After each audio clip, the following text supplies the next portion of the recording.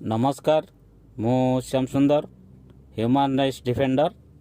आज से ही बहु चर्चित ममिता मेहर हत्याकांड विषय आलोचना करवा जहाँकि अवधि सरिवार 4 दिन पूर्वर बलांगीर पुलिस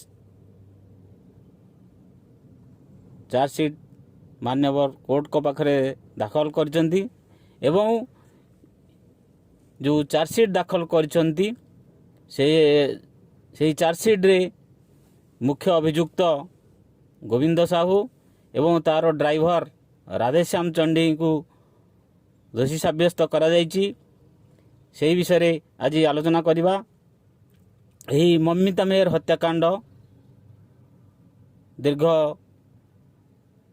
4 मास तले समग्र राज्य में चांचल्य सृष्टि करथिला एवं यही कलाहांडी जिलार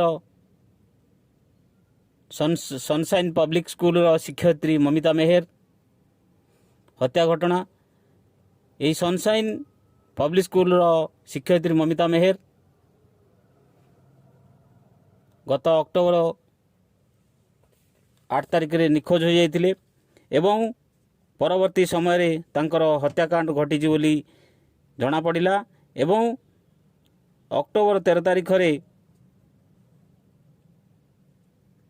सिंधेगला पुलिस स्टेशन एक रिपोर्ट दाखल करागला एवं पुलिस पक्षर तत्परता प्रकाश पाई मुख्य अभियुक्त गोविंद साहू को गिरफ्त करा जायथिला एवं मुख्य अभियुक्त गोविंद साहू टिटिलागढ़ थाना फेरार मारिथिले। परवर्ती समय रे तांको पुनर्बार 19 तारिख दिन पुलिस गिरफ्त करी कोर्ट फॉरवर्ड करा जायथिला एवं सेठारे तार जामिन नामंजूर हवारू ताको जेल को पठाई दिया जायथिला। एहा परे घटनार अनुसंधान जारी रहितिला एवं विभिन्न राजनैतिक दल सामाजिक संगठन पक्षरु ममिता मेहर हत्याकांडर सठिक तदंत हेबा पई एवं सेही गोविंद साहूर सनशाइन पब्लिक स्कूल रे जो हत्या करी तार महालिंगम कैंपस भितर ममिता मेहर को जेसीबी द्वारा गात खोली तार प्रमाण नष्ट करने गोविंद साहू एवं तार सहयोगी राधेश्याम चंडी पोति देइथिले एवं परवर्ती समय रे तार मृतदेह को उद्धार करा जायथिला एवं घटनार तदंत जारी रहितिला। एहा मध्य रे 120 दिन पूर्ण हवा पूर्व पुलिस तांकर चार्जसीट मान्यवर गंगमुंडा जेएमएफसी कोर्ट रे दाखल करिसंती 1000 पृष्ठा विशिष्ट यही चार्जसीट जहाँकि आईपीसी धारा 302, 201, 120 बी अनुसार आक्यूज्ड गोविंद साहू एवं तार सहयोगी राधेश्याम चंडी को दोषी साब्यस्त करा जायछि एवं यहा परे केस रे कोर्ट रे केस ट्रायल चलिबो एवं जहाँ जना पड़ुची से माने निश्चित भाव रे दंड पाइबे। किंतु एठी ममिता मेहर परिवार पक्षरु अभियोग करा जायथिला जे ममिता मेहर सनशाइन पब्लिक स्कूल रो जो शिक्षयित्री मर्डर घटनार पृष्ठभूमि को गले जना जाए सनशाइन पब्लिक स्कूल रे जो सबू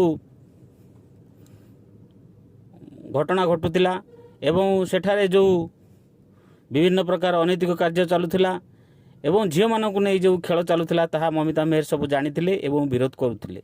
ए विरोध करने द्वारा गोविंद साहू काले धरा पड़ीजिव सेथिमाई से तांको निर्मम भाव में निज कार रे तंटिचिपी हत्या करथिला। परवर्ती समय रे गोविंद साहू धरा पड़ीथिला एवं मंत्री दिव्यशंकर फ्रिक्वेंटली ए स्कूल को आसंती एवं रात्रि यापन करती विभिन्न प्रकार अनैतिक कार्य लिप्त थिबार साधारण अभियोग होता परिवार पक्षर अभियोग होता ममिता मेहर परिवार अभियोग होता तेणु तांको पक्षभुक्त करने साधारण दाबी करा होता किंतु पुलिस इन्वेस्टिगेशन ऑफिसर तांको संपूर्ण भाव क्लीन चिट देइचंती तांको पक्षभुक्त करना एवं मंत्री दिव्यशंकर मिश्र संपूर्ण भावे खसी जाइछन्ति। तेणु मंत्री जेते सबु कार्य करुथिले सेठी गोविंद साहू शेष फसिले। मंत्री पणस खाइले किंतु गोविंद साहू मुंडे अठा बड़ा है। मंत्री एठू खसी गले, गोविंद साहू एठी दंड पाइला। मंत्री जो खसी गले से विरोधी दल बहुत घोघा करथिले, आंदोलन करथिले। या फल राज्य सरकार चिंता बढ़ीला एवं तांकर इस्तफा दाबी करथिले मध्य तांको सुरक्षा दिया जायतिला। मंत्री तांकर मंत्री पद बजाय रखिथिले। परवर्ती समय Sindhekela police station case number 97/221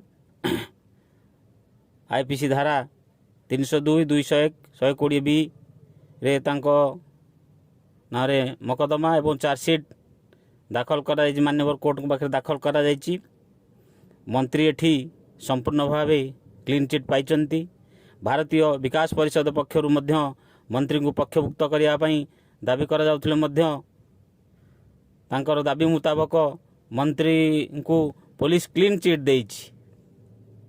एठी मंत्री कले लीला किंतु गोविंद साहू एठी फसीगला एवं परवर्ती समय घटना आगो को कुआड़े जीव ताहा निश्चित भाव जना पड़िबो। धन्यवाद।